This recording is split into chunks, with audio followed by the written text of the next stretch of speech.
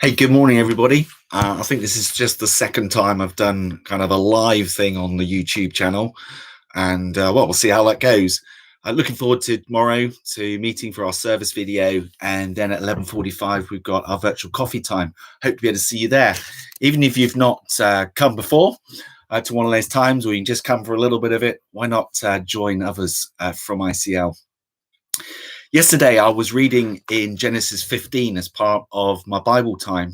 And at the start of the chapter, there are these words. After this, the word of the Lord came to Abraham in a vision. Do not be afraid, Abraham. Abraham. I am your shield, your very great reward. I was thinking about that because in the chapter before, Lot, who's Abraham's nephew, and his family have got caught up in a battle that's gone on between different kings. And Lot, as Abraham's nephew and his family, they've been captured and taken away. Abraham, on hearing about this, he gathers the men of his household and joins some others, and they go and defeat those who had captured Lot and set him free. It doesn't seem like a situation of being afraid. So why these words at the start of chapter 15? Well, if you read on in verse 2, Abraham clearly is worried about something. It wasn't the situation about Lot. He didn't have any fear about that. He went and dealt with that. But he seems to have a fear about his future. This is verse 2. But Abraham said, O sovereign Lord, what can you give me since I remain childless? And the one who will inherit my estate is Eliezer of Damascus. And Abraham said, you've given me no children, so a servant in my household will be my heir. So the Lord speaks to Abraham about not being afraid, but then Abraham responds. It kind of stirs Abraham's heart. It gets to the core of what is concerning him, and that's because he has no heir for the future, and that actually one of his servants is due to inherit everything. Goes on in verse 4, says, the word of the Lord came to him.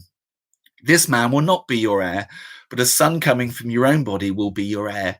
He took him outside and said, look up at the heavens and count the stars, if indeed you can count them. Then he said to him, so shall your offspring be. The word of the Lord came to him and spoke not just something which seemed impossible, that he'd have a son, but actually put the impossible in the context of almost the incredible, that from that son will become a group of people that, even if you could count all the stars, that they would be more than that.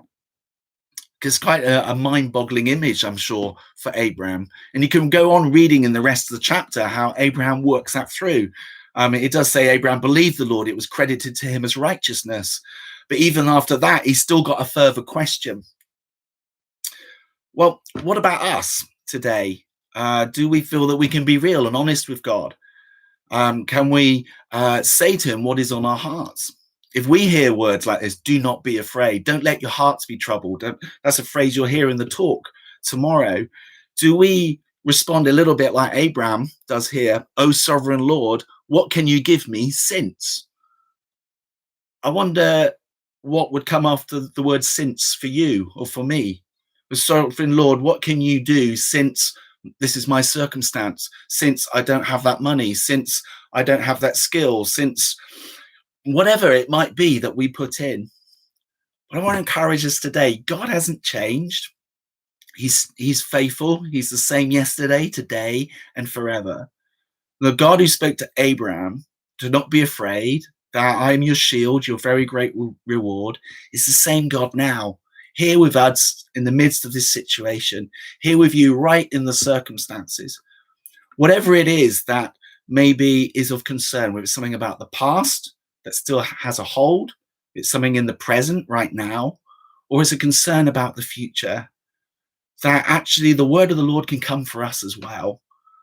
And of course, that may look completely different for each one of us, but I just want to encourage us to be open and just had that on my heart to come on and share just very quickly from this passage today, because maybe it'll be a help, at least just for one person that watches this. So I'm going to stop talking. Have a great Saturday, whatever it is that you're going to be on with, and really hope to see you tomorrow. Okay, bye for now.